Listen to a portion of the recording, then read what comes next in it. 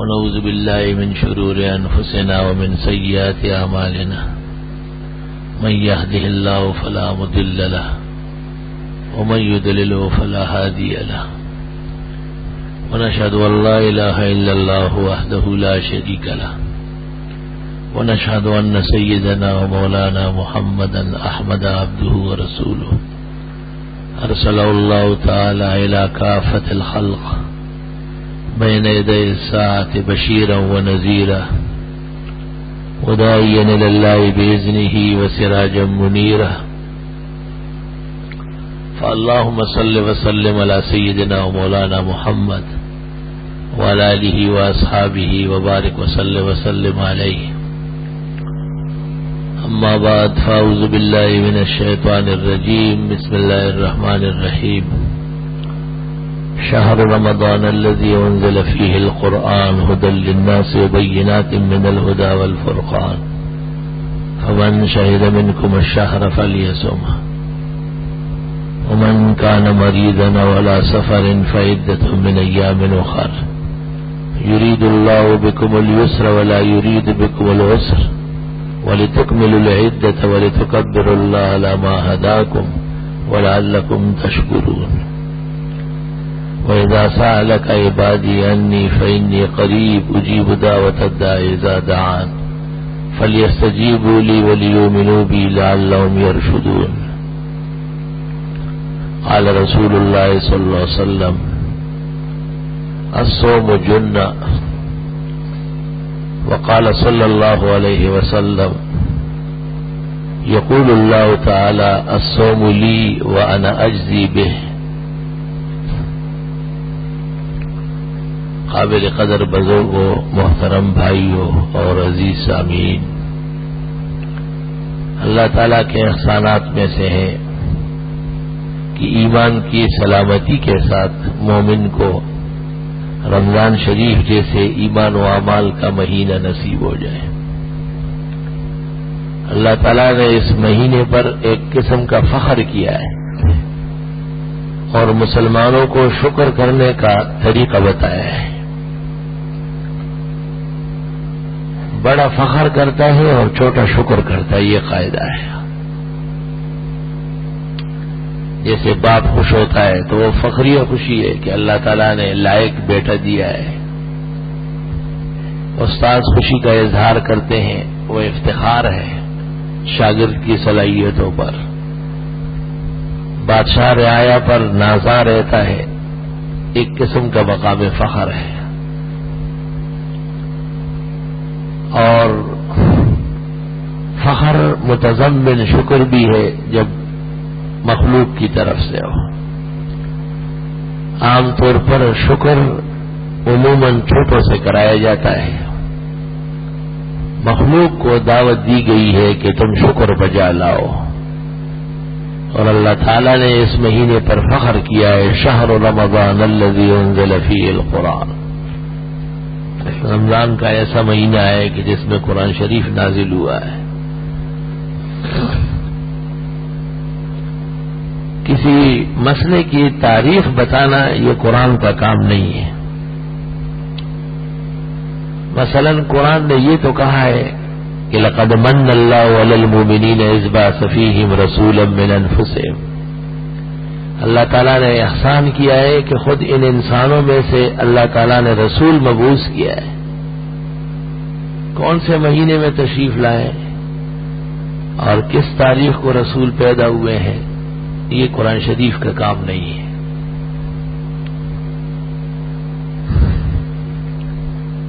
یوسف علیہ السلام کے ساتھ زلیخا کی شادی ہوئی یا نہیں، اور سلیمان علیہ السلام نے بلقیس ملکہ سبا سے شادی کی یا نہیں، یہ قرآن شریف کا کام نہیں. تواریخ عالم کا مسئلہ ہے. قرآن شریف میں یہ ایک تاریخ موجود ہے کہ اللہ تعالیٰ نے رمضان شریف کی مناسبت سے کہا ہے کہ یہ وہ مہینہ ہے جس میں قرآن شریف کا نزول ہوا ہے. قرآن مجید کے نزول کا تذکرہ قرآن کریم میں کئی مقامات پر ہے. انا انزلناہ فی لیلۃ مبارکہ، سورۃ دخان میں انا انزلناہ فی لیلۃ القدر، سورہ قدر میں قل نزلہ روح القدس علی قلبک، جبریل لے کے آیا ہے، نزل بہ الروح الامین، ایک امانت دار فرشتے کے ذریعے اس قرآن کو بھیجا ہے۔ لیکن تاریخ بتانا اور مہینہ متعین کرنا یہ اللہ تعالیٰ نے رمضان شریف اور قرآن شریف کی مناسبت سے فرمایا ہے۔ شہر رمضان الذی انزل فیہ القرآن، رمضان شریف کا تو ایسا مہینہ ہے کہ جس میں قرآن شریف نازل ہوا ہے۔ رمضان شریف کا قرآن شریف سے ایسا تعلق ہے جیسے جسم کے ساتھ روح کا تعلق ہے۔ رمضان ہو اور قرآن نہ ہو جیسے جسم ہو اور روح نہ ہو۔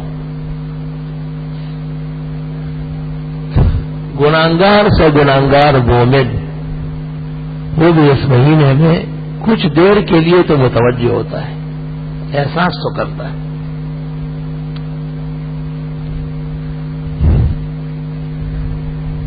اور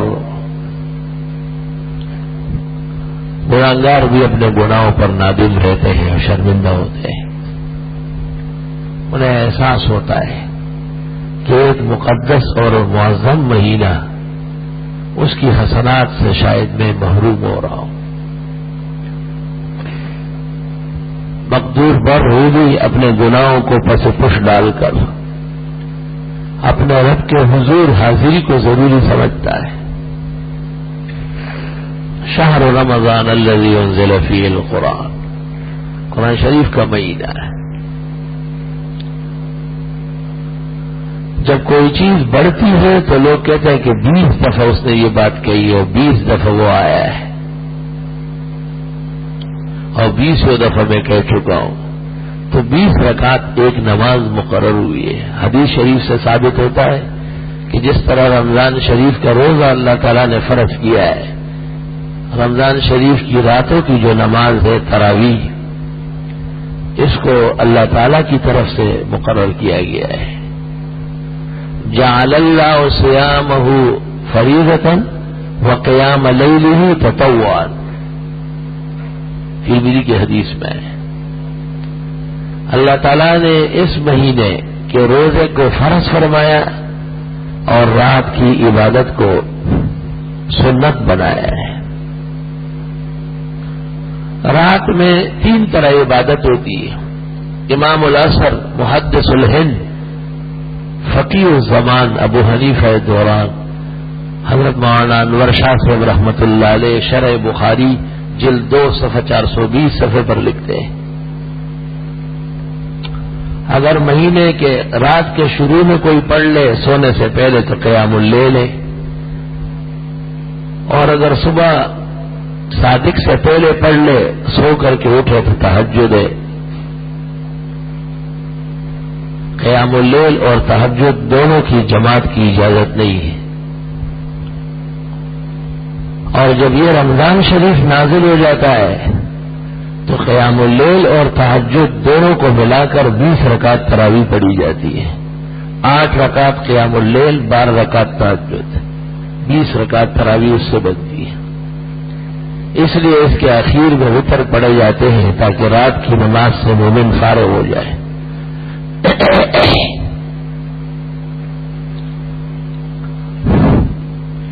رات کی عبادت کی مشقت کی وجہ سے اس کا ثواب زیادہ ہے۔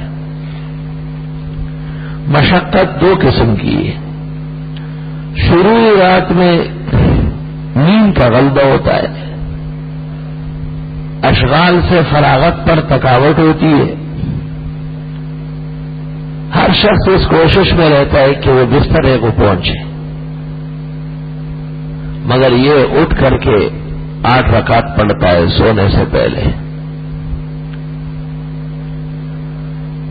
اور جب سو جائے اور نیند زور لگائے اور بستر شیرین اور خوشبونات پھولوں کی طرح سج جاتا ہے اور جسم روح اور بدن کے ہر عضو کو آرام کامل ملنے لگتا ہے تو تہجد کی گھڑی ہو جاتی۔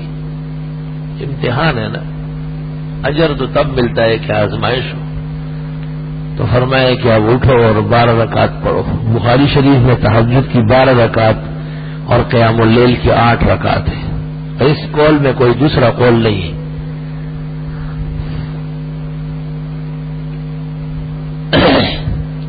رات کے شروع میں انتظار عبادت ہے اور رات کے آخری حصے میں پھر نیند سے اٹھنا اور نرم گرم بستر چھوڑنا، یہ بہت بڑی عبادت ہے.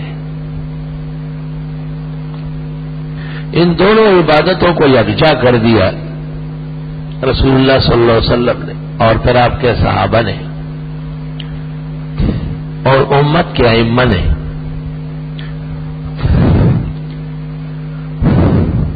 وہ ثواب جو رات گزار کر سحری کے رات کے آخری حصے میں شب بیداری سے اور رب کریم کے حضور سجدہ کرنے سے مل سکتا تھا، اس ثواب کے حصول کے لیے 3 اہتمام کیے گئے ہیں. ایک تو قیام اللیل و تہجد کو ملا دیا گیا، دوسرا اس کو باجماعت مسنون کر دیا، تیسرا اس میں قرآن شریف پڑھنے کا اہتمام کیا گیا. ایک صوفی باصفا اور ایک ولی کامل جس کو ولایت کی روح قیام اللیل اور تہجد سے ملتی ہے. کوئی شخص ولایت نہیں پا سکتا ہے جب تک اس کی زندگی پر قیام اللیل اور تہجد کا غلبہ نہ ہو. غلبہ اس کو کہتے ہیں کہ 3 وجہ سے نہ چھوٹے: سفر سے، مرض سے اور سرور اور حزن سے. جو کام آپ سے ان 3 حالات میں بھی نہ چھوٹے تو سمجھو کہ اس کام کا غلبہ ہو گیا. سفر اور مرض اور سرور و حزن، خوشی اور غمی کے اوقات.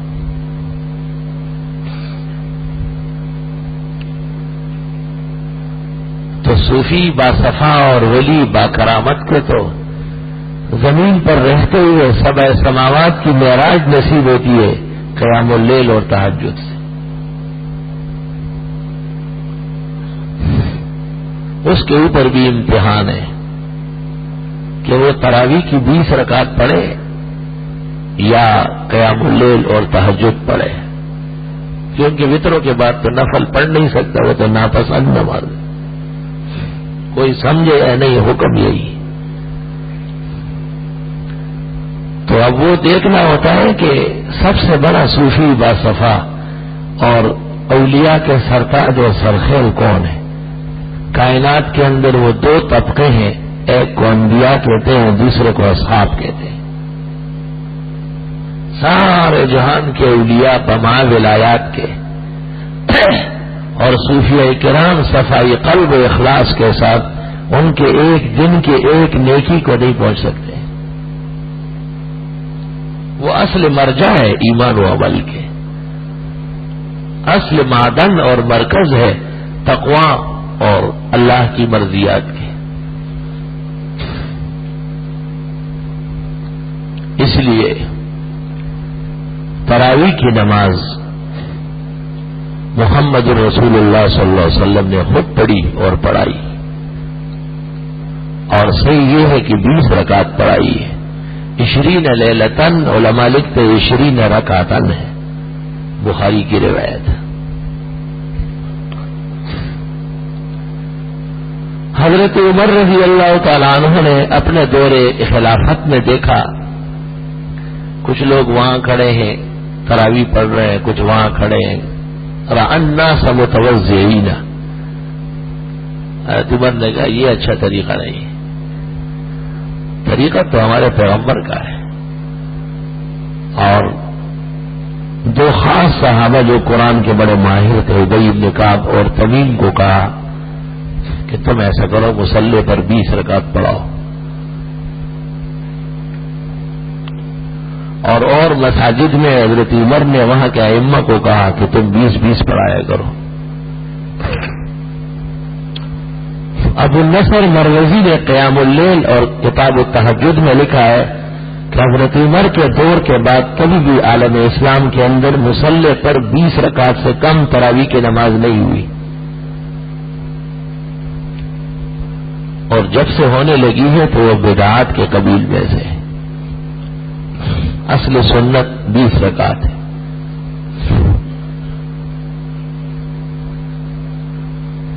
حضرت عمر نے عالم اسلام پر پابندی لگائی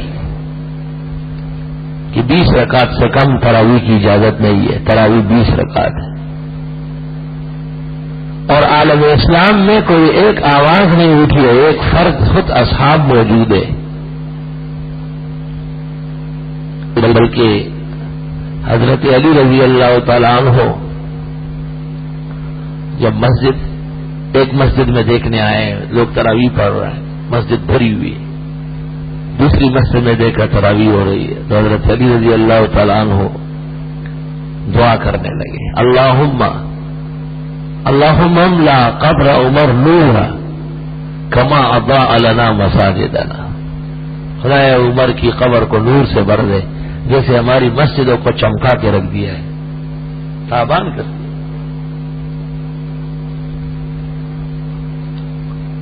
علی کو جانتے ہیں آپ کہ علی علم اور کمال کا آدمی ہے، اور علی کے علوم پر فخر کیا گیا ہے۔ روافض جو باتیں کرتے وہ بے بنیاد و بے سروپا ہے، لیکن اسلام کے اندر علی کو عماد الاسلام کہا گیا ہے، اسلام کا ستون ہے وہ، علوم و کمالات کا۔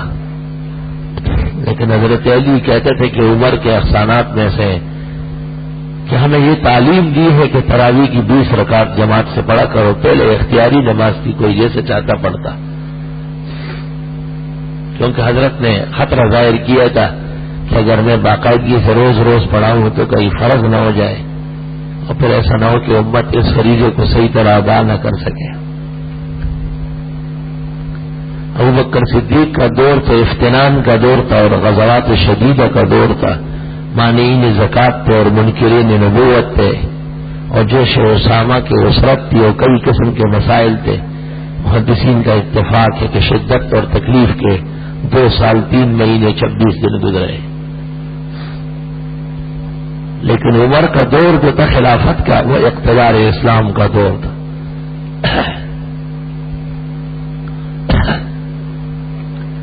اور اس کے اندر مسائل کو ترتیب دے دی گئی اور لوگوں کو قانون اسلام کے مطابق چلایا گیا۔ چنانچہ عمر نے اعلان کیا کہ اگر کسی نے 3 طلاق دی تو دوبارہ بیوی سے نہیں مل سکتا، وہ رجوع کا حق نہیں۔ کم عقل لوگ کہتے ہیں پہلے 1 اور 2 سمجھی جاتی تھی، 3 کو 1 اور 2 کون عقل مند سمجھے گا؟ پہلے لوگ 1 اور 2 سے کام لیتے تھے، 3 نہیں دیتے تھے۔ لوگوں میں تقویٰ بہت تھا، دیانتداری تھی، 3 تو تلوار ہے اور فائرنگ ہے خاتون پر، سو قتل کرنا ہے۔ لما رأى الناس، جب عمر نے دیکھا لوگوں کو کہ بہت بے لگام ہو گئے ہیں، بس 3 تو حضرت عمر نے کہا مسئلہ بیان کرو ان کو اور منواؤ کہ 3 طلاق کے بعد پھر دوبارہ بیوی سے نہیں مل سکتا ہے، اور یہ مسئلہ کہ یہ اس کے بعد حلالہ ہو، حلالہ تو تب ہو جب کوئی حرامے سے بچے، اور جو لوگ حرام کاری میں لگے ہوئے ہیں اور دنیا کو حرام کاری کا درس دیتے ہیں، وہ تو جو حلالے کو برا سمجھتے ہیں وہ حرامے کے مرتکب ہیں۔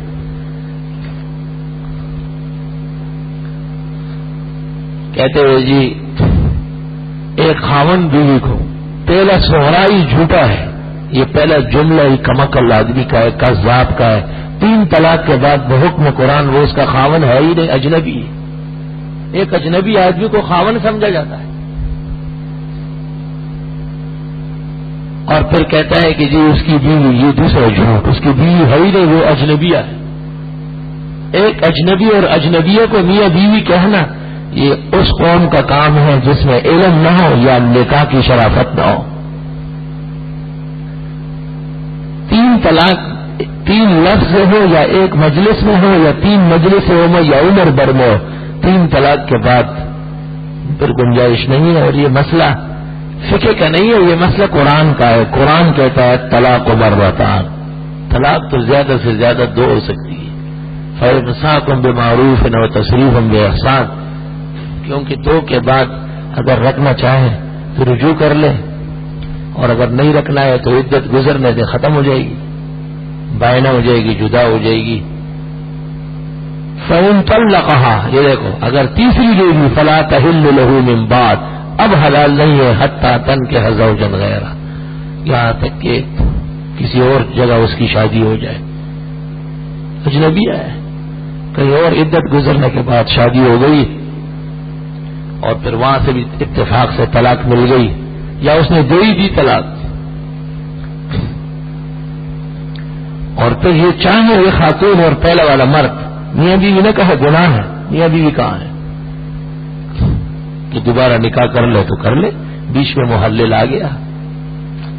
اس کے خلاف پراپیگنڈے کرتے ہیں کہ جی دیکھو یہ حلالے کرواتے، یہ حلالہ اس لیے کرایا جاتا ہے تاکہ لوگ حرامہ نہ کریں.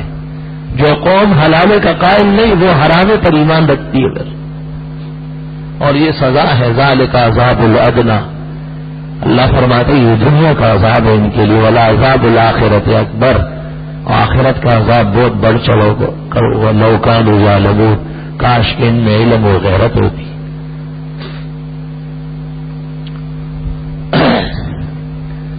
حضرت عمر رضی اللہ تعالیٰ عنہ نے اس آیت کے پیش نظر قانون مصمم کر دیا، اور پیغمبر کی زندگی میں لوگوں نے 3 طلاق دی اور آپ نے کہا ہے کہ اب اجازت نہیں ہے، آپ کو نہیں رکھ سکتے، یہاں تک کہ کسی اور جگہ سے ہو کے آئے. مالک نے موطا میں اور بخاری نے خود اصح کتب بخاری شریف میں کتاب الطلاق کے اندر امام بخاری کہتے ہیں باب من اجاز الطلاق الثلاث کی 3 طلاق تینوں نافذ ہو جائے گی. یہ کذابین ویسے تو حرم شریف کے لوگوں کا حوالہ دیتے ہیں، تراویح کے مسئلے میں ان کو چھوڑ دیتے ہیں، وہاں دونوں حرمین میں 20 رکعت ہیں، اور ویسے یہ کہتے ہیں کہ ہم بخاری شریف مانتے ہیں لیکن 3 طلاق کے مسئلے میں قرآن کریم کی طرح انہوں نے بخاری شریف کو بھی پس پش ڈالا ہے، پس پش ڈالا ہے. اور لوگوں میں ایمان اور علم کی کمی ہے، جوش میں آ کے بیویوں کو 3 طلاق دیتے ہیں، پھر مرزائیوں سے یا ان کی نسل کے لوگوں سے جا کے پوچھتے ہیں اور وہ ان کو کہتے ہیں کہ جی بس کوئی خاص بات نہیں ہے اور 3 ایک ہے. میں کہتا ہوں 3 ایک ہے، یہ عیسائیوں کا مذہب ہے، وہ 3 خدا مانتے ہیں، کہتے ہیں ہم توحید کے قائل ہیں. التثلیث فی التوحید والتوحید فی التثلیث. ابن عباس کا وہ اثر جو مسلم میں ہے وہ تو مجہول اثر ہے، اور وہ تو حدیث قطعاً ہے ہی نہیں. اور اس کا مطلب یہی ہے کہ پہلے زمانوں میں حضرت کے زمانے میں اور ابوبکر کے زمانے میں لوگ 1 اور 2 طلاق سے کام لیتے تھے، 3 نہیں دیتے تھے. لیکن جب 3 دینے لگے تو حضرت عمر نے ان کے لیے حکم شرعی واضح فرمایا. ایسا کیسا ہو سکتا تھا کہ 3 کے بعد گنجائش ہوتی اور حضرت عمر نہ مانتے، اور 3 کے بعد گنجائش کا نہ ہونا یہ تو قرآن کریم کا مسئلہ ہے. جو آیت میں نے پڑھی سورۃ بقرہ کی، اس آیت میں اللہ رب العالمین نے کہا ہے فَإِن طَلَّقَهَا، اس کی کوئی وضاحت نہیں ہے کہ 3 مہینے میں دی، 3 سال میں دی، 1 طلاق دے دی 3 لفظوں سے یا 1 لفظ ہے. 3 لفظ ہے تجھے طلاق طلاق طلاق، اور 1 لفظ ہے جیسے تجھے 3 طلاق، اور ماضی یا حال کا صیغہ استعمال ہو گیا، ابھی بھی حرام ہو گئی. حرام کا مطلب یہ ہے، اب ذرا سن لے حرام کا مسئلہ سن لے ذرا. عبداللہ ابن عباس جن کا اثر پیش کرتے ہیں نا کہ 3 ایک ہے، ان کا فتویٰ ہے بخاری جلد ثانی کتاب النکاح میں کہ جو لوگ 4 نکاح کے بعد 5واں نکاح کر لے فَكَأَنَّهُ زَنَا بِأُمِّهِ أَوْ بِنْتِهِ، پس گویا کہ اس نے اپنی ماں یا بیٹی کے ساتھ زنا شروع کر لیا ہے. 5واں نکاح. 5ویں نکاح کے ممانعت کے لیے قرآن کے اندر صرف اتنی آیت ہے کہ تم 2 عورتیں نکاح میں لا سکتے ہو، 3 لا سکتے ہو، 4 لا، بس یہ نہیں فرمایا کہ 4 کے بعد 5ویں حرام ہے. اب 4 تک اجازت ہے. اور ابن عباس کہتے ہیں کہ اگر کوئی 5واں نکاح کر لے تو اس نے نکاح نہیں کیا، اپنی ماں کے ساتھ شادی کی ہے یا بیٹی کے ساتھ کی ہے، بخاری شریف میں. تو میں کہتا ہوں 3 طلاق کے بعد تو قرآن کریم کہتے فلا تحل لهم، اب حلال ہی نہیں ہے حتی تنکح زوجا غیرہ، یہاں تک کہ نکاح کر لے کسی اور سے جا کر. حلال کا ثبوت تو قرآن کریم سے ہے. قرآن حلال و حرام سمجھاتا ہے. بہرحال حضرت عمر کا دور زبردست دور تھا، اسلام کی عزت و افتخار کا دور تھا. انہوں نے تراویح 20 رکعت پڑھوائی اور آج تک مسلمانان عالم 20 رکعت تراویح عملاً اس کے قائل. اور یہ 20 رکعت حقیقت میں رات کی جو نمازیں ہیں 2 قیام اللیل اور تہجد، ان دونوں کا مجموعہ ہے. اس لیے اس کے بعد وتر با جماعت پڑھ لینا یہ 1000 درجے بہتر ہے اس سے کہ آج یہ وتر چھوڑ دے اور پھر رات کو اٹھ کے نفلیں پڑھے. کیونکہ وتر با جماعت سال بھر نصیب نہیں ہوگی اور قیام اللیل و تہجد سال بھر ہوگی، اور اس لیے ہوگی کہ تراویح نہیں ہوگی. تراویح ہو تو قیام اللیل و تہجد نہیں. اب یہ ایک زمانہ آیا ہے کہ کچھ عرصے سے اہل علم نے بعض مسائل سمجھنا نہیں چاہا. ان کی حیثیت بعض مسائل میں بالکل عوام کی طرح ہے. وہ یہ سمجھتے ہیں کہ شاید لوگوں کو نفل سے منع کیا گیا، نفل سے کوئی منع نہیں کرتا، نفل ہر وقت آپ پڑھ سکتے ہیں سوائے ان اوقات کے جن اوقات میں منع ہے. اس میں پیغمبر کا حکم آیا ہے کہ رات کے آخری نماز وتر پڑھا کرو. اگر وتروں کے بعد کوئی نفل پڑھ لے تو اس حکم کے خلاف ہو گیا ہے. اس لیے علماء نے پسند نہیں فرمایا ہے. اور چونکہ یہ مسئلہ ایسا تھا کہ اہل علموں کے ہاتھ مسکین تھا، اس لیے میں نے احسن العطر آج سے 15 سال پہلے اس موضوع پر لکھا ہے. چپ چکا ہے اور عام دنیا میں بٹ چکا ہے. اس میں ثابت کیا ہے کہ وتروں کے بعد جو نفلوں کا رواج ہے یہ غلط ہے اور اس کی کوئی حقیقت اسلام میں نہیں ہے. بہتر یہی ہے کہ وتر کو آخری نماز بنائی جائے. یہ مسئلہ ان مسائل میں سے نہیں ہے جن پر بار بار توجہ دلائی جائے. صرف میں یہ ایک مثال دیتا ہوں کہ تراویح کی حقیقت کیا ہے. کہ رات بھر کی نمازوں کو اکٹھے کر کے، پتہ نہیں اگر یہ اختیاری نماز ہوتی جیسے اور سال میں 11 مہینے میں اختیاری ہے تو بھائی آپ پڑھتے ہیں، میں تو نہیں پڑھ سکتا. یہ پڑھتے ہیں اس کے لیے تو پڑھنا ضروری نہیں. کون حاضری لے گئے؟ رسول اللہ صلی اللہ علیہ وسلم تو حاضری لیتے تھے. باقاعدہ آپ مسجد تشریف لائے ہیں.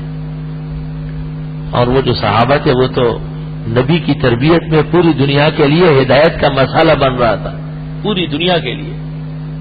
اس لیے صحابہ پر تربیت کے لیے پیغمبر خدا جو کونین کے لیے آئے ہیں مکہ اور مدینہ سے باہر نہیں گئے. اللہ کا حکم یہ تھا کہ ان کو تیار کریں، یہ پوری دنیا کو ڈنگ کے بجائیں گے. اور دنیا کے اندر کوئی زمین ایسی نہیں ہے جہاں صحابہ کی قبریں نہیں. پوری دنیا میں کوئی ایسی جگہ نہیں. جو ممالک بعد میں فتح ہوئے ہیں اور جو ممالک بعد میں دریافت ہوئے الگ تحقیق، یہاں بھی صحابہ پہنچ چکے ہیں. مختلف طریقوں سے وہاں سے نشاندہی ہو رہی ہے.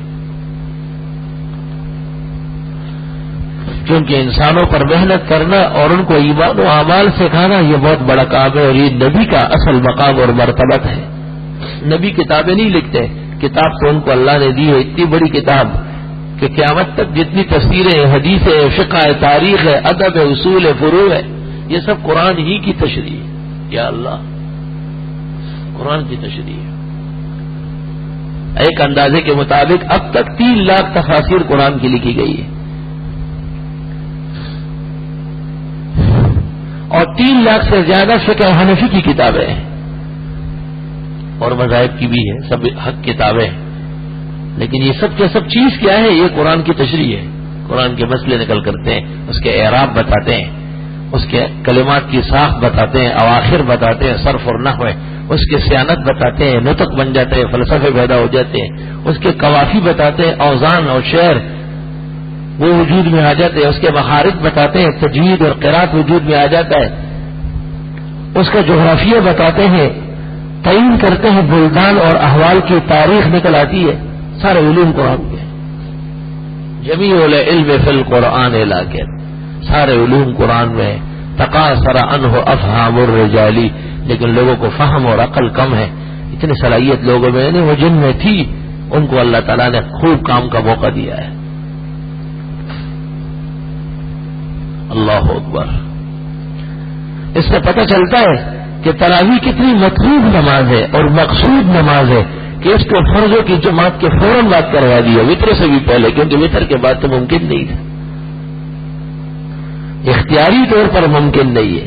اور اگر مجبور ہوا کوئی، مجبور کا مطلب یہ ہے کہ ایک شخص نے فرض پڑھ لیے تراویح کی 1 رکعت بھی اس کو مل گئی جماعت کے ساتھ، لیکن 19 رکعت نکل گئی ہے، تو یہ 1 رکعت اپنی ایک پڑھ کر کے 2 ہو جائے گی نا. اب وطروں کی جماعت میں شریک ہو جائے اور بقیہ 18 رکعت وطروں کے بعد پڑھ لے. یہ غیر اختیاری جماعت ہے، اس کی اجازت ہے، کیونکہ تراویح مؤکد ہے، عام نفل نہیں ہے. یا ایک شخص نے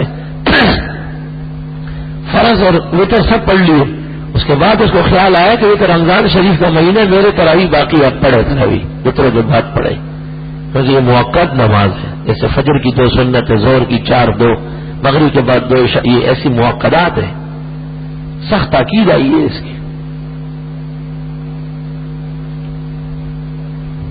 رمضان شریف کی تاریخ میں اللہ یہ فرماتے ہیں کہ اس میں قرآن نازل ہوا ہے. 20 رکعت میں قرآن ہی پڑھا جائے گا. اگر کوئی حافظ نہیں ہے، چند سورتیں پڑھے گا تو بھی 20 رکعت میں 20 سورتیں پڑھے گا. 20 سورتیں پڑھنے بھی قرآن کا ایک حصہ ہے. اور اللہ جل جلالہ نے اس نماز کے احترام میں لڑکے تو کیا ہے کہ لڑکیوں کو بھی حافظ بنانا شروع کر دیا. ہزاروں نہیں لاکھوں کی تعداد میں بچیوں نے قرآن کریم کا حفظ کیا ہے اور کر رہی ہے. جس طرح معاشرے پر ظلمت، معصیت، فسق اور کفر کے حملے ہیں، اس طریقے سے اس کے توڑ کے طور پر اللہ تعالی نے قرآن کریم کی فضائیں بھی بلند فرمائی. اب تو ایسے اسکول قائم ہو گئے کہ وہاں انگریزی تعلیم سے پہلے یا اس کے ساتھ ساتھ بچوں کو قرآن شریف بھی سکھاتے ہیں. ظاہر ہے نظام جب مسلمانوں کے ہاتھ آئے گا اور علماء کے ہاتھ میں آئے گا تو اس میں اسلام کو غلبہ حاصل ہوگا.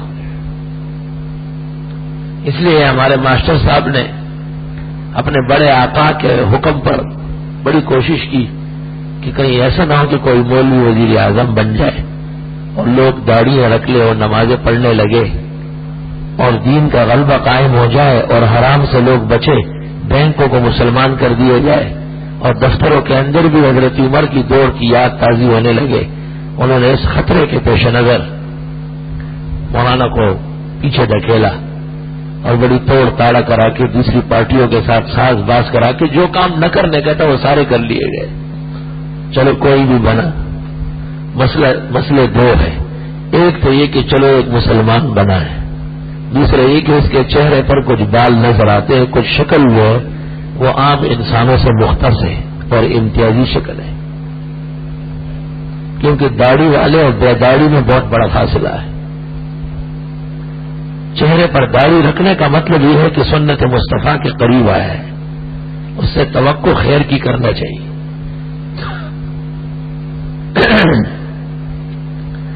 اور پھر ایک ایسی قوم اور علاقے سے بھی تعلق ہے کہ جن میں دین غالب ہے، جذبہ ان کا بہت زیادہ دین کا ہوتا ہے. انسان پر اپنے علاقے اور مٹی کا ضرور اثر ہوتا ہے. پھر یہ کہ اللہ رب العالمین نے اچھے لوگ ان کے قریب تک پہنچائے ہیں. ایک تو یہ کہ ہم مسجد سے باتیں کریں تو وہ تو اسمبلی تک نہیں پہنچے گی. ایک یہ کہ خود اسمبلی میں پچھلی بینچوں پر کچھ دین جاننے والے اور دین کے منتظمین جو کسی وقت بھی اسی کرسی پہ آنے والے ہیں وہ بیٹھے ہوئے ہیں. تو گھر کا چوکیدار جب موجود ہو تو چور بھی احتیاط کرتا ہے. وہ ایسی طاقت استعمال کرتا ہے کہ یا تو وہ چوکیدار ختم ہو جائے یا اس کو پتہ نہ چلے، اس کو غافل کر دے، تب جا کر کے وہ اس گھر کو لوٹتا ہے. حلالی اور وفادار اور حلال خور چوکیدار وہ زندہ رہے اور گھر لوٹ جائے، یہ نہیں ہو سکتا ہے.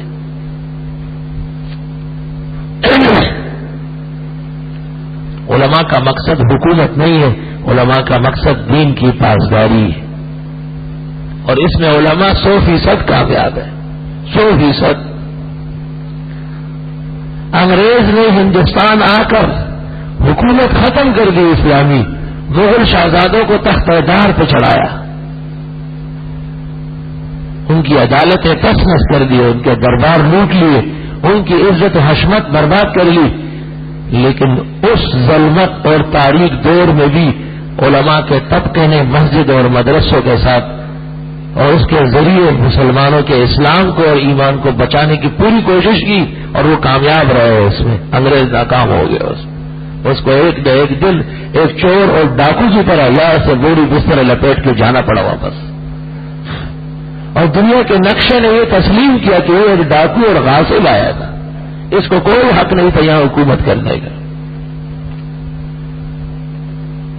کسی نے سچ کہا ہے، انور صابری نے شیخ الاسلام شیخ العرب والعجم مولانا حسین احمد مدنی کے بارے میں کہ وطن کے کام آیا ہے اسی کا عزم فولادی، حسین احمد کے قدموں کا تصدق ہے یہ آزادی. پوری دنیا کے اندر اس وقت جتنے لوگ حدیث اور فقہ پڑھاتے ہیں ان میں 80% شیخ الاسلام مولانا حسین احمد مدنی کے شاگرد ہیں. سارے آپ کے شہر کے جتنے محدثین ہیں مولانا حسین احمد مدنی کے شاگرد. ظاہر ہے میں نے ان لوگوں سے پڑھا جو حضرت مدنی کے شاگرد. علماء دین صرف حکومت کے ذریعے اصلاح نہیں کرتے، حکومت کے ذریعے اصلاح آسان ہو جاتی ہے. ان کی گفت، ان کا کردار، ان کا بلند شان اور مرتبت وہ لوگوں کو دعوت دیتی ہے. آپ نے دیکھا آج سے 4-6 مہینے پہلے اس ملک پر کیا گزرا ہے، عجیب حالات گزرے.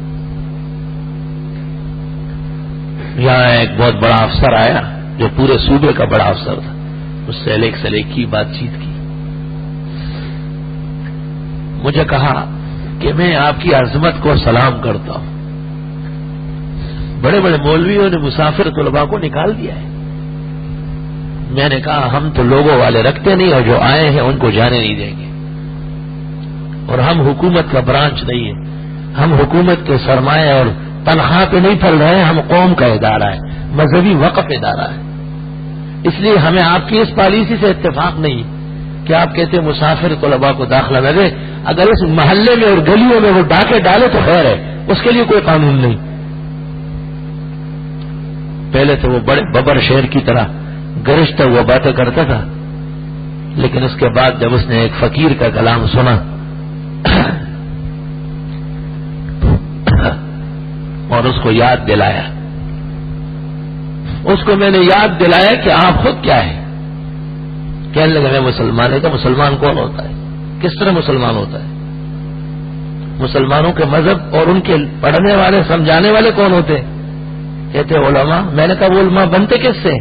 کہا طلباء سے. میں نے کہا طلباء کو تو نکالنا چاہتے ہو. میں نے کہا کچھ ہوش ہے آپ کو؟ کیا کہہ رہے ہیں آپ؟ اے آنکھ اشک بار ذرا دیکھ تو صحیح، یہ گھر جو بہ رہا ہے کہیں تیرا گھر نہ ہو. عشاء کے بعد میں بڑے موڈ میں تھا اور جیسے آپ کو سمجھا رہا ہوں اسی طرح وزن سے اس کو سمجھانے کی کوشش کی. وہ قادر مطلق جو دلوں کا بادشاہ ہے اس نے اس کے دل پر اثر کیا. کچھ دیر بعد وہ ٹیشو پیپر ڈھونڈ رہا تھا، میں نے فوراً اس کے رومال قریب کیا، اپنے آنسو پوچھنے لگا. اتفاقاً ایک طالب علم سامنے سے گزر رہا تھا. میں نے کہا یہ شمال کے علاقے کا طالب علم ہے جو بدنام ہے قیامت تک، وہ علاقہ جس کی شرارت سے اسلامی ملک قتل ہوا ہے، لیکن یہ ہمارا بچہ ہے. اس نے آنکھیں یہی آنکھیں کھولی اور یہ وہی جانتے ہیں جو ہم ان کو پڑھاتے ہیں. اس کا قصور یہ ہے کہ یہ اس متہم ملک کا رہنے والا ہے اور اس نے ناظر قرآن سے لے کے بخاری تک 10-12 سال گزار کر کے ہمارے یہاں علم حاصل کیا. آپ اجازت دیتے ہیں کہ اس کو نکال دیں یہاں سے کہ آپ بخاری پڑھے بغیر چلے جائیں؟ تو مجھ سے لپٹ گیا اور مجھ سے کہنے لگا معاف فرمایا.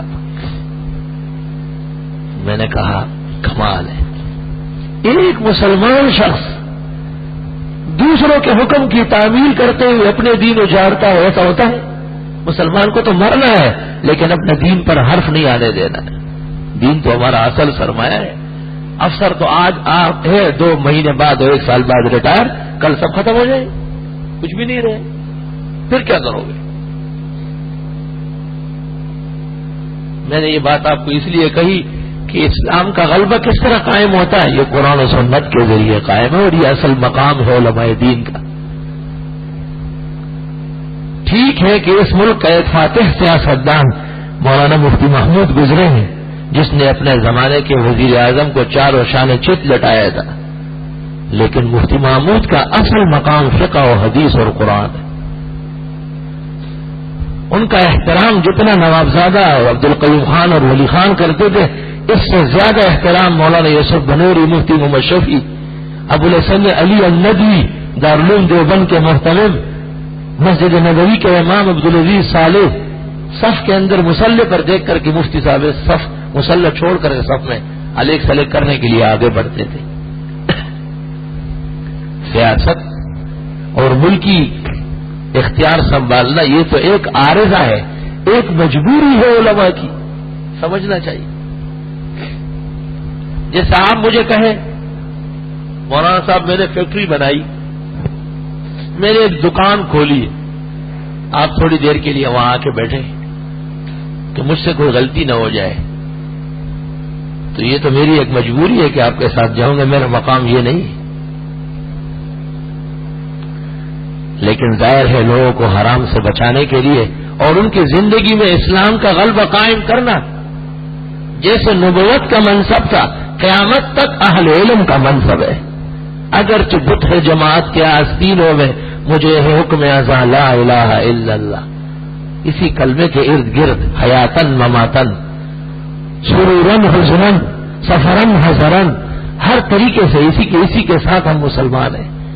اگر وقت کا ابو حنیفہ اور شیخ عبد القادر ہو، یا امام بخاری اور معین الدین چشتی ہو، مولانا انور شاہ و مولانا حسین احمد ہو، یا مولانا یوسف بنوری ہو، مفتی محمود ہو، یا مولانا فضل الرحمان ہو، کوئی بھی دنیا کا عالم ہو، وہ عالم اس وجہ سے ہے کہ وہ دین کا پاسدار ہے، دین کو اس نے آگے رکھنا ہے۔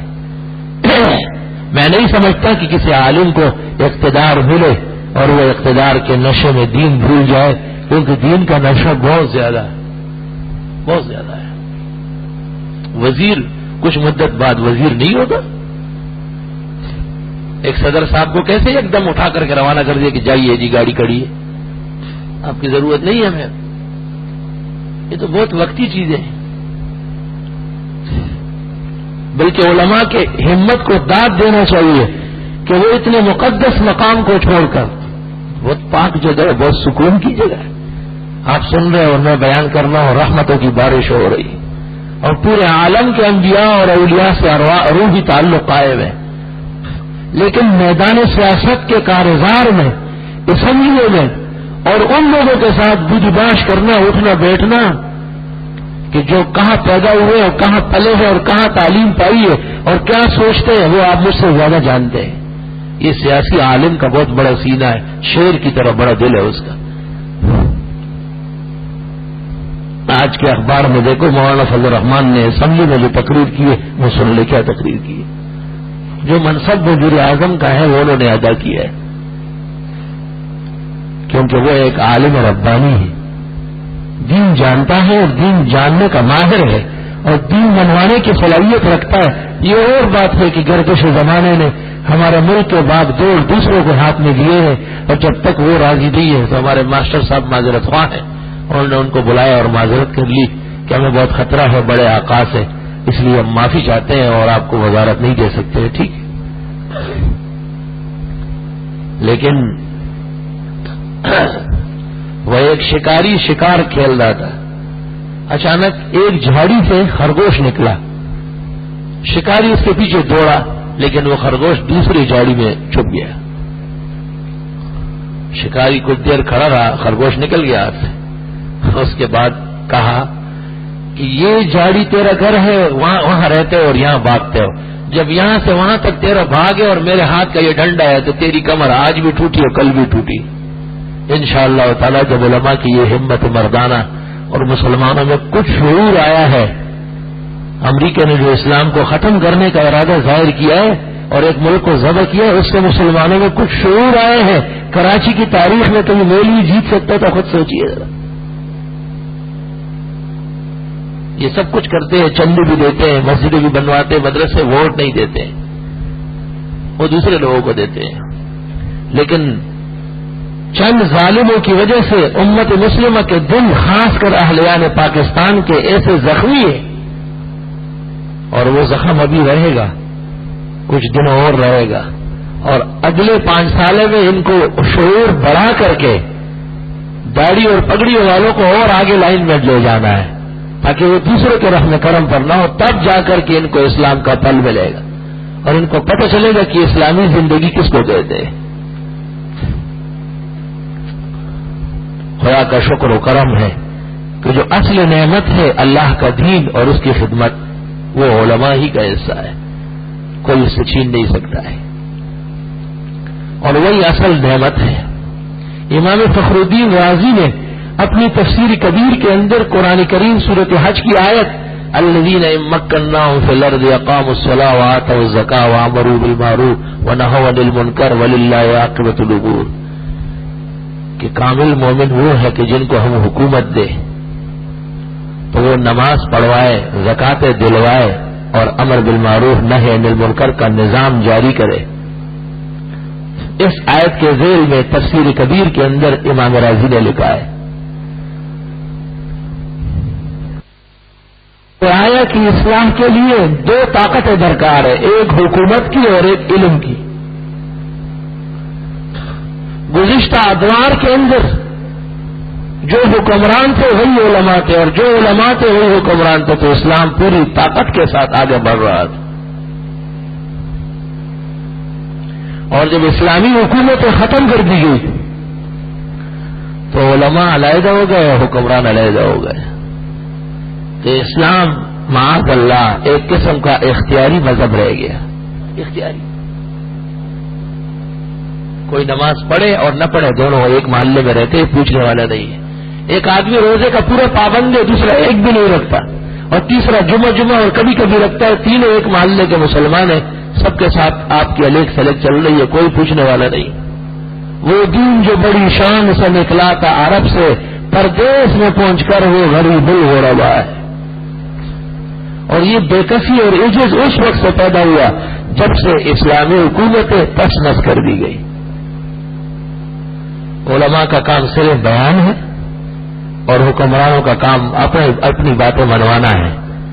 ان کو اسلام کا اگر کوئی ایک آدھ بات کہے بھی تو وہ بھی شکار کے طور پر کہ لوگ خوش ہو جائے، وہ یہ نہیں سمجھتے ہیں کہ ہماری ذمہ داری ہے۔ اصل بات تو یہ کہ ایک عالم جب ایک منصب پر آتا ہے وہ اس کو فرض سمجھتا ہے کہ یہ لوگ یہاں جمعہ پڑھنے آئے ہیں، آج یہ دین کا پیغام لے کے جائے، عقیدے اور عمل کی پختگی۔ اس طرح ایک حکمران، ایک وزیر، ایک صاحب منصب جب ایک حکومتی منصب پر فائز ہوتا ہے، اس کو پتہ چلنا چاہیے کہ ملک سے زیادہ اس پر دین کا ہاتھ ہے۔ یہ نہیں کہ میں یہ نالی بنا دوں گا، ادھر سے روڈ نکال دوں گا، ادھر سے بس کچھ بھی 50 کروڑ میں سے 5 لگا دوں گا، 45 گھر لے جاؤں گا، اور انتظامیہ کا کیا کارنامہ ہے، دنیا نہیں جانتی کیا؟ ان میں ایمان کہاں سے آیا ہے؟ اس لیے بڑا ملک آدھا ہو گیا اور آدھا کئی سوراخ کا ہو گیا، اور دوسرے کے اشارے کے پابند اس لیے ہے کہ ان میں اپنی طاقت نہیں رہی۔ طاقت کا سرچشمہ اللہ بزرگ برتر کے عظیم ذات ہے، ان القوت للہ جمیعا، اور اس کو ناراض کر دیں۔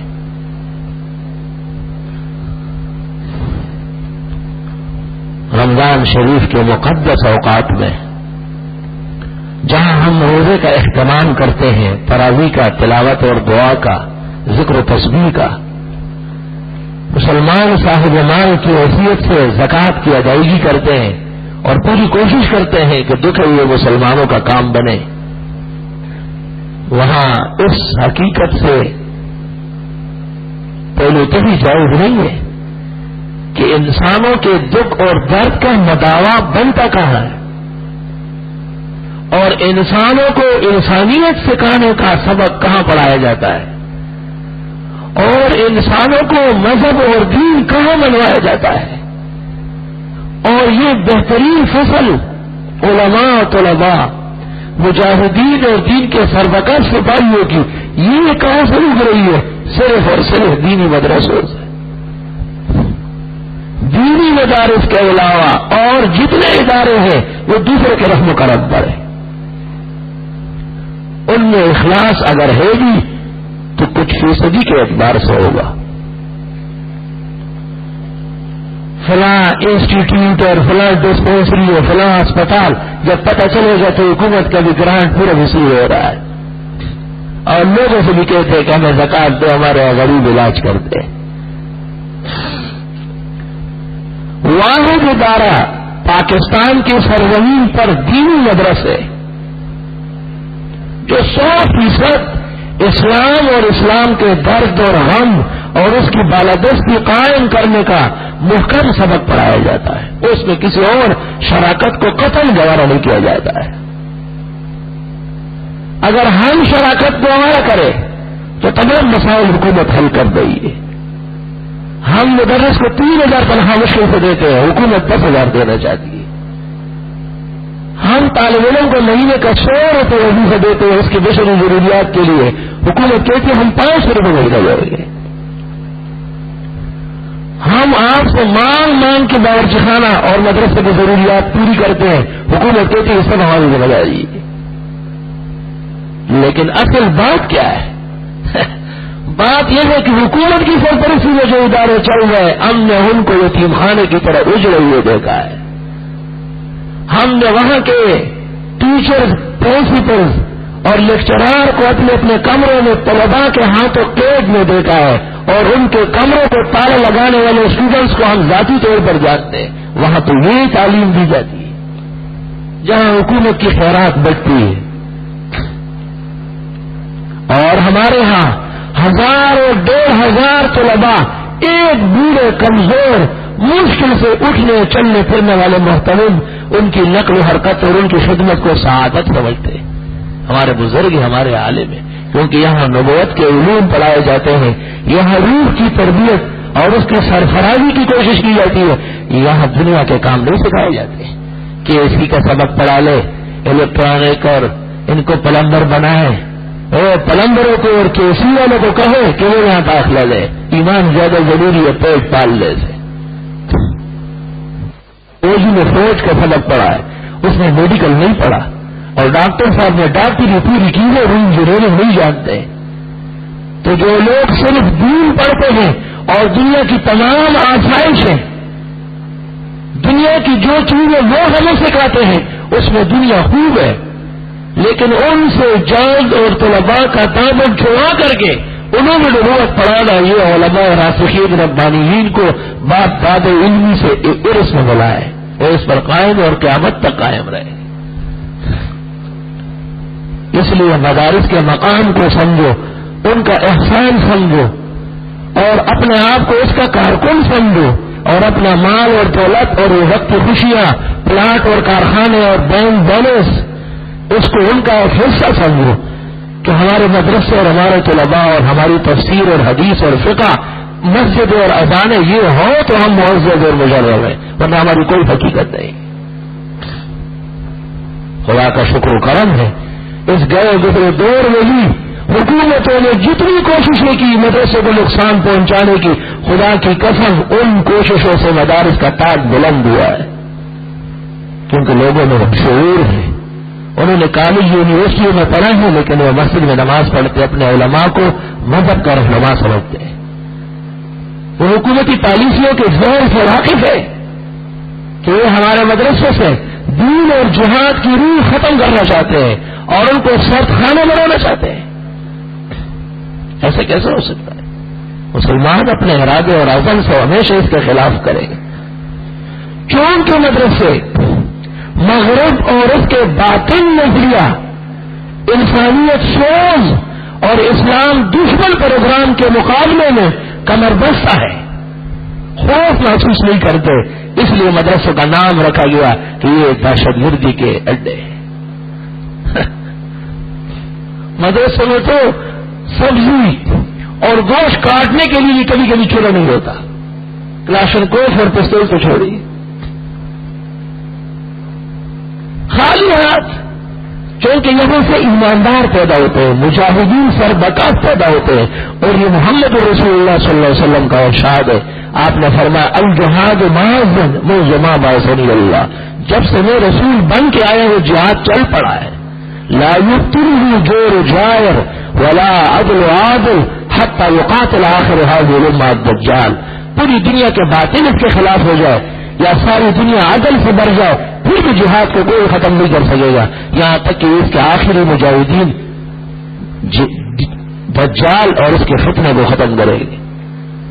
دجال وہ بڑا جو آئے گا وہ تو آئے گا، اس سے پہلے پہلے اس کے نواسے اور پوتے جو نظر آتے ہیں ان کو ختم کرنے بھی ان کا کارنامہ ہے.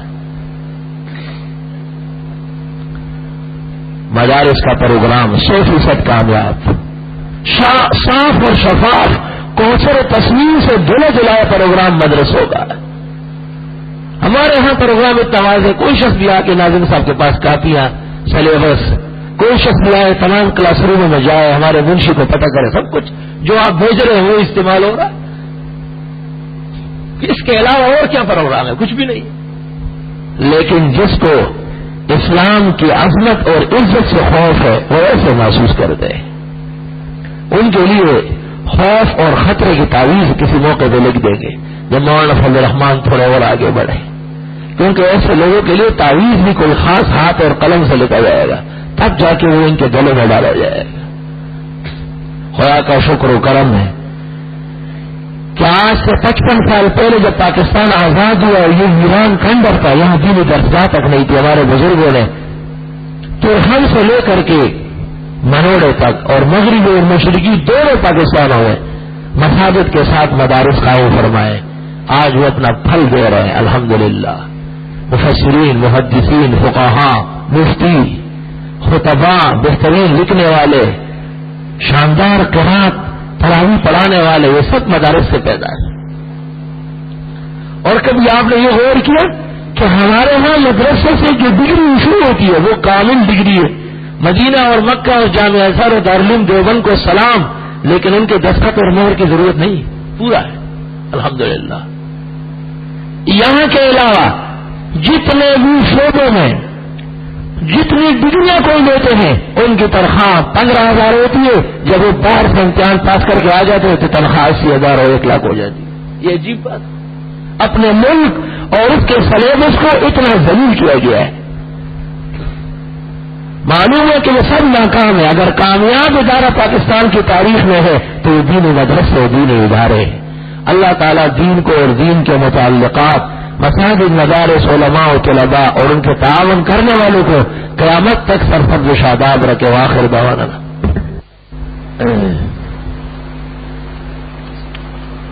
جن لوگوں کے ذمہ کوئی نماز باقی ہو یا روزہ، اس کی قضا بھی فرض ہے.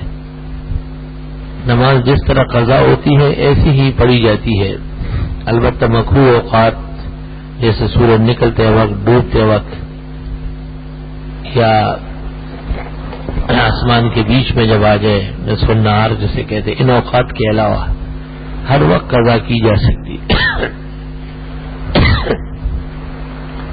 البتہ قضا سے اور لوگوں کو آگاہ کرنا یہ جائز نہیں ہے، کیونکہ یہ ایک جرم ہوا ہے، لہذا اس کی معافی اللہ سے مانگنی ہے اور لوگوں کو اس پر گواہ نہیں بنانا ہے. اپنی زندگی میں اس بات کی تسلی حاصل کرنا ضروری ہے کہ اس کے ذمہ نماز، زکوٰۃ، روزہ، حج کوئی چیز باقی نہیں ہے. مرنے سے پہلے پہلے حساب صاف کرنا ہے. خدا نخواستہ اگر کوئی اس طرح چل بسا تو خطرہ شدید ہے. چاہیے کہ مرنے سے پہلے پہلے اگر پڑھ نہ سکا یا روزے رکھ نہ سکا تو اس کا فدیہ ادا کرتا. فدیہ اتنا ہی ہے ایک نماز یا ایک روزے کا جتنا ایک فطرانہ ہوتا ہے، جیسے آج کل 30 روپے.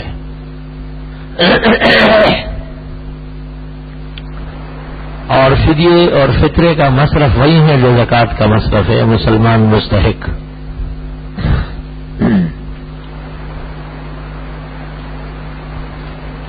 اگر کسی نے اپنی رہائش کے لیے زمین خریدی، کیا اس زمین پر زکوٰۃ ہے؟ نہیں. تجارت کے لیے جو خرید و فروخت ہوتی ہے اس پر زکوٰۃ آتی. سفر کے دوران جیبی سائز کا قرآن مجید ساتھ ہوتا ہے، بیت الخلاء وغیرہ میں بھی جانا پڑتا ہے. بیت الخلاء جانے سے پہلے باہر رکھا کرے، قصدن ایسا نہ کرے کہ آپ بیت الخلاء لے جائیں. قرآن تو بہت بڑی چیز ہے، قرآن کی کوئی صورت یا آیت بھی نہ لے کے جائے. البتہ اگر غلطی سے ایسا ہوا، پلاسٹک وغیرہ رومال پرس میں بند ہیں تو انشاءاللہ معاف ہوگا.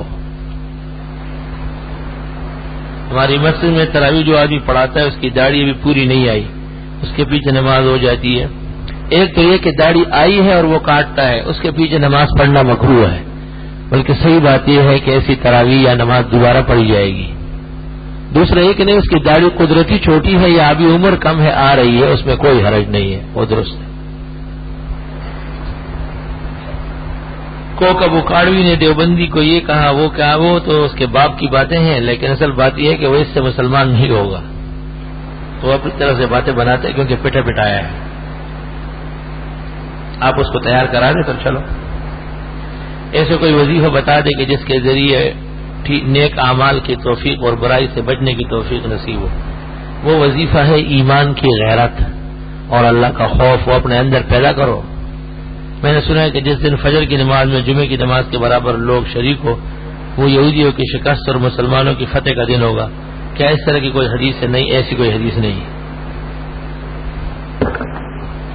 میرے والد صاحب کہتے ہیں کہ تفسیر پڑھنے سے کوئی فائدہ نہیں جب تک قرآن حفظ نہ ہو اور تم صرف وقت گزارنے کے لیے جاتے ہو۔ نہیں، وہ غلط کہتے ہیں، تفسیر پڑھنا فرض ہے اور قرآن یاد کرنا مستحب ہے۔ کوئی ایسا کپڑا جس میں ریشم اور دوسرا کوئی کپڑا شامل ہو، اس کا پہننا جائز ہے۔ مخلوط ریشم کا استعمال جائز ہے۔ کیا افطار کے وقت دعا ہاتھ اٹھا کر، کبھی ہاتھ اٹھا لیا تو کوئی حرج نہیں، مستقل عادت نہ بنائے۔ وہ دعا جو افطار کے وقت کی ہے وہ ہاتھ اٹھانے کے ساتھ نہیں ہے، وہ ذکر کے طور پر ہے۔ بعض لوگوں نے نماز تراویح ایک ہی مسجد کے حدود میں پڑھی ہے، یعنی مسجد کی پہلی منزل دوسری منزل۔ خیر، اگر پہلی اور دوسری منزل کا نچلی جماعت پر کوئی اثر نہیں ہے تو پھر حرج نہیں۔ ایک ہی مسجد کے حدود میں 3 جگہ نماز تراویح بشرطے کہ مصلی والی جماعت پر کوئی اثر نہ ہو۔ عورتوں کے لیے تراویح کی کیا احکامات ہیں؟ عورتوں کے لیے تراویح سنت ہے بدستور، البتہ عورتوں کے لیے مساجد میں تراویح کا اہتمام بدعات میں سے ہے۔ جب ان پر فرض نماز کی جماعت نہیں ہے تو تراویح کے لیے لانے کی کیا ضرورت ہے؟ مفتی صاحب، آپ کے بتائے وظیفے کو میں نے باقاعدگی سے کیا اور اللہ تعالیٰ نے کرم فرمایا، مجھے ایک پیاری سی بیٹی عنایت فرمائی، ماشاءاللہ۔ اس کا نام میں نے بریدہ مریم رکھا ہے۔ کیا نام مناسب ہے، ماشاءاللہ، بہت پیارا نام۔ اگر کوئی اپنے شیخ یا استاد کے نقل کے طرز پر تبرکاً محبتاً درس آواز دے تو بہت اچھی بات ہے۔ علم میں اصل نقل ہے، جس میں نقل کی صلاحیت نہ ہو وہ علم حاصل نہیں کر سکتے۔ ہمارے والد صاحب کے گھٹنوں میں شدید درد ہے، اللہ پاک ان کو صحت و شفا دے۔ جو کچھ بھی یاد کرو یاد نہیں ہوتا، جو یاد ہوتا ہے وہ جلدی دماغ سے نکل جاتے ہیں۔ رب زدنی علما سبحانک لا علم لنا الا ما علمتنا انک انت العلیم الحکیم۔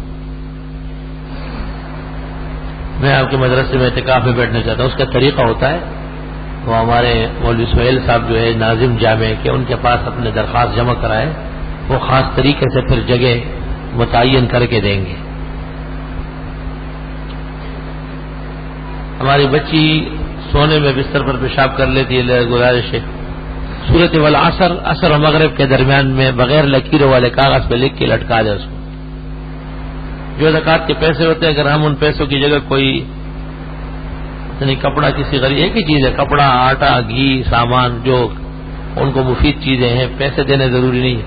عربی اور اردو میں بدعات پر لکھی گئی معتمد کتاب ہے، شیخ الحدیث محقق العالم مولانا سرفراز خان صفدر مدظلو کی تمام تصنیفات بدعتیوں کے رد میں ہیں، خاص کر حضرت کی کتاب رائے سنت، عبارات اکابر، طائفہ منصورہ، گلدستہ توحید۔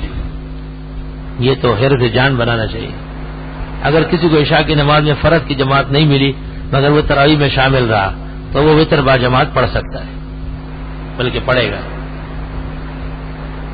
الٹی ہونے سے روزہ ٹوٹ جاتا ہے بشرطے کہ قے بہت زیادہ آیا ہو، جس پر منہ بند کرنا مشکل ہو، جس کو قے ملء الفم کہتے ہیں، منہ بھر کے آنا، تھوڑا بہت ہو تو معاف ہے۔ کیا کوئی شخص جماعت کے ساتھ وتر پڑھ سکتا ہے جو تراویح میں فرض میں ساتھ نہ رہا ہو؟ جس شخص نے تراویح کی ایک رکعت بھی جماعت سے نہیں پڑھی، ایک رکعت، وہ وتر با جماعت نہیں پڑھے گا، کیونکہ جماعت الوتر تابعۃ لجماعت التراویح۔ اور جو فرض پڑھ چکا ہے لیکن جماعت نہیں ملی، یا تراویح اس نے ایک رکعت جب امام کے ساتھ پڑھی ہے 19 نکل گئی ہے تو وہ وتر با جماعت پڑھے گا۔ اور اگر تراویح کی ایک رکعت بھی اس کو جماعت کی نہیں ملی تو وتر با جماعت نہیں پڑھے گا، پہلے تراویح پوری کر لے پھر اپنا وتر پڑھ لے۔ اور اگر کسی نے فرض نہیں پڑھے تو انہیں تراویح پڑھ سکتا ہے نہ وتر، جب تک فرض ادا نہ کرے۔ لوگ قرآن پاک کو ٹانگوں پر رکھ کر پڑھتے تو استغفر اللہ، ٹانگوں پہ تو نہیں، یوں گود میں رکھتے ہیں، ٹانگوں پر رکھنا تو بہت بری بات ہے، اور کپڑا بچھا کے رکھ لے تو حرج نہیں۔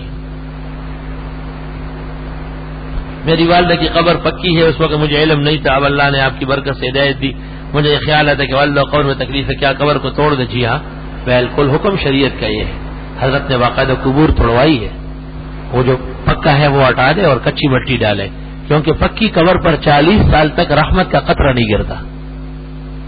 میں نے سنا ہے کہ بچے پیدا کرنے سنت ہے، کیا یہ صحیح ہے؟ جی ہاں سنت بھی ہے اور فرض بھی ہے، اور غلط طریقے سے پیدا کرنا حرام ہے۔ حضرت لوگ قرآن پاک کو اس طرح پڑھتے ہیں کہ دوسرے کی پیٹ ہوتی ہے، کوئی حرج نہیں ہے، ایسے شیطان کا وسوسہ ہے۔ گزارش ہے کہ انسانی شیاطین کے لیے لشکر بچنے کا کامل بتا دیں، انسانی شیاطین سے بچنے کے لیے انسانی غیرت چاہیے۔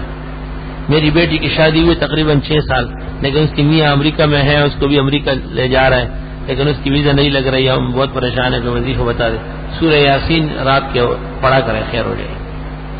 عورتوں کا مسجد میں تراویح پڑھنا ٹھیک نہیں ہے، تو جو عورتیں مسجد میں تراویح پڑھتی ہے ان عورتوں کو ثواب کی جگہ کیا ملنا چاہیے، جبکہ ان کا کہنا ہے کہ ہمارا قرآن شریف ختم ہو رہا ہے؟ نہیں، مطلب ہے کہ ایک عادت بنانا اور اس کی ترغیب کرنا اور مساجد میں باقاعدہ خواتین کے لیے جگہ بنانا، یہ سب بدعات میں سے ہے۔ اگر ایک آدھ جگہ کوئی ایسی ہے تو خیر ہے۔ میں رمضان میں غیر مقلد کی مسجد میں عصر کی نماز پڑھتا ہوں کہ ٹھیک ہے، نہیں وہ نماز نہیں ہوتی، وقت داخل نہیں ہوتا اور وہ غلط ٹائم پہ پڑھتے ہیں۔ کیا پہلے کلمے کے ساتھ درود شریف صلی اللہ علیہ وسلم ملا کر دن بھر پڑھتے رہتے ہیں؟ پہلے کلمے کے ساتھ درود شریف میں سمجھ نہیں ہے کہ آپ کیا پوچھ رہے ہیں۔ درود شریف علیحدہ وظیفہ ہے، پہلا کلمہ علیحدہ ہے۔ میرے والد صاحب 3 سال سے ایک جھوٹے کیس میں پھنسے ہوئے ہیں، اب دعا فرمائے اللہ تعالیٰ جلد رہائی گا، آمین اللہم آمین۔ ابن عباس کا وہ اثر جس پر مولانا قاسم نانوتوی نے تحذیر الناس کی، کیا وہ صحیح ہے؟ نہیں، وہ اثر موضوعی محض ہے، مکذوب ہے وہ۔ مولانا نانوتوی نے تو کہا اگر یہ صحیح مان لی جائے تو اس کا یہ مطلب ہوگا۔ میری والدہ کو تو حج پر جانا ہے، ان کے پاؤں کی ہڈی بڑھ گئی ہے، اس لیے ان کو ننگے پاؤں چلنے میں تکلیف ہوگی، کیا وہ جوتی یا جیاں پہنے؟ اس کام کے لیے خاص قسم کے چپل بھی بنتے ہیں موزن و ماہ۔ کیا زکوٰۃ کی رقم ایسے خیراتی اسپتال میں دی جا سکتی ہے جہاں علاج اور ادویات مفت ہو، بشرطے کہ اس میں امیر فقیر اور مسلم غیر مسلم کا فرق ہو؟ اگر سب کا علاج وہاں ہو رہا ہے تو مسلمانوں کی زکوٰۃ کافر پر اور امیر پر کیسے خرچ ہو رہی ہے؟ تراویح کی نماز سنت موقع ہے، سنت غیر نہیں سنت موقع ہے۔ اعتکاف میں چھوٹے نابالغ بچوں کو بیٹھنے سے منع کیا جاتا ہے، کیا تعداد میں پابندی لگائی جا سکتی ہے؟ نہیں، اصل بات یہ ہے کہ وہ بچے جو جن سے آداب کا اندیشہ ہے کہ قائم نہیں کر سکیں گے، وہ مسجدوں میں نہ لائے جائے یا اعتکاف میں نہ بٹھائے جائے۔ جو ممیز بچے ہیں اور بڑے ان کے ساتھ وہ بیٹھ سکتے ہیں۔ ابراہیم علیہ السلام کے والد کا نام کیا تھا؟ آزر، اور انہوں نے اسلام قبول نہیں کیا، کافر مرا ہے۔ میں نے تقریباً 2 لاکھ روپے کاروبار میں لگا رکھے اور تقریباً 1.5 لاکھ روپے کا مقروض ہو، جو کہ ماہانہ اقساط میں ادا کرنا، زکوٰۃ کس حساب سے ہوگی؟ 1.5 لاکھ نکال کر بقیہ جو ضرورت سے بچی ہوئی رقم ہے سال کے اخیر میں 2.5% زکوٰۃ آئے گی۔ زندگی میں جائیداد تقسیم کریں گے تو کہ لڑکے لڑکی دونوں کو برابر دیا جائے گا۔ بیوہ بھائی والد وغیرہ کو بھی حصہ دیا جائے گا؟ نہیں، آپ دے سکتے ہیں، بیوی کا بھی حصہ ہوگا، لیکن جس طرح بھی آپ دیں گے وہ صحیح ہوگا۔ البتہ اولاد کے ہوتے ہوئے 1/8 بنتا ہے، اس سے کم نہ کرے، اور اولاد نہ ہونے کی صورت میں 1/4 ہوتا ہے بیوی کا۔ تعویذ لکھنا اور گلے میں لٹکانا جائز ہے، صحابہ و تابعین کی سنت ہے۔ 8 رکعت اور 12 رکعت تہجد و قیام اللیل ہے، اس کو تراویح کہنا بے وقوفی ہے۔ افطار کے وقت دعا کی قبولیت کا ذکر ہے، لیکن اگر افطار کے وقت اذان پوری ہو رہی ہو تو اذان کا جواب دینا چاہیے۔ ایک ہی بات ہے، دعا اتنی لمبی چھوڑی نہیں، اللہم لک صمت وعلی رزقک افطرت، 2 لفظ سنت ہے، باقی اپنی دعا آپ ہر وقت مانگ سکتے ہیں۔ لوگ کہتے ہیں کہ لفظ مولانا کہنا صحیح نہیں، غلط کہتے ہیں۔ قرآن میں ہے فإن اللہ هو مولا و جبریل و صالح المؤمنین، نیک مسلمانوں کو ہی مولا کہہ سکتے ہیں۔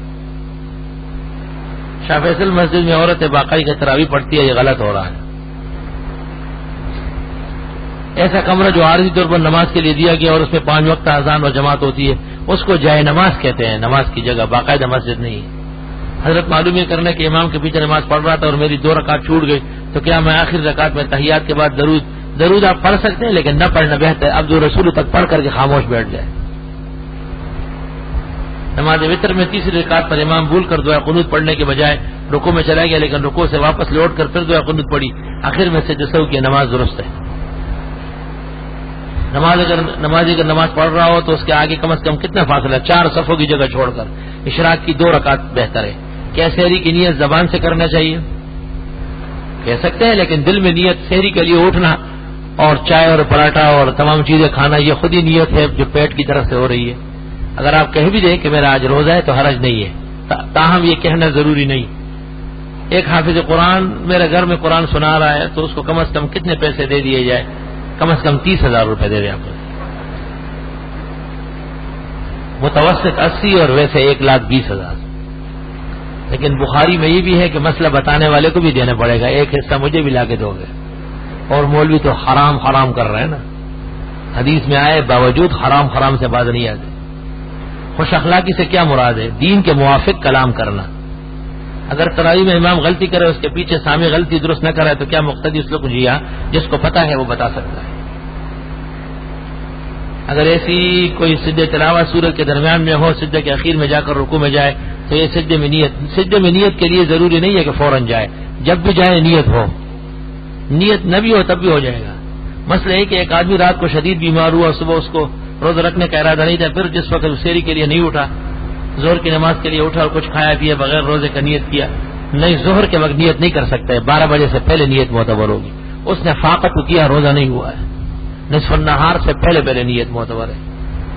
آپ نے جو کاروبار کی پریشانی رکاوٹ کی دعا بتائی پڑھنے کے لیے چاش کی نماز سے پہلے، وہ ذرا دوبارہ بتائیے، مجھے یاد نہیں کہ کون سی دعا ہے. کعب آپ کا ہے اور دعائیں میں آپ کے لیے یاد رکھوں گا. الحمدللہ رب العالمین، نستغفرک اللہم ونسألک السلام والعافیہ، لا الہ الا اللہ وحدہ لا شریک لہ، لہ الملک ولہ الحمد وعلی کل شیء قدیر. ربنا آتنا فی الدنیا حسنہ وفی الآخرۃ حسنہ وقنا عذاب النار. اللہ جنہوں نے بیماروں کے لیے کہا ہے صحت شفا عطا فرما، جنہوں نے کاروبار کے لیے کہا ہے برکت عطا فرما، جنہوں نے اور گھٹن درد و غم لکھا ہے یا اللہ ان کو مداوا عطا فرما. صلی اللہ علیہ وسلم.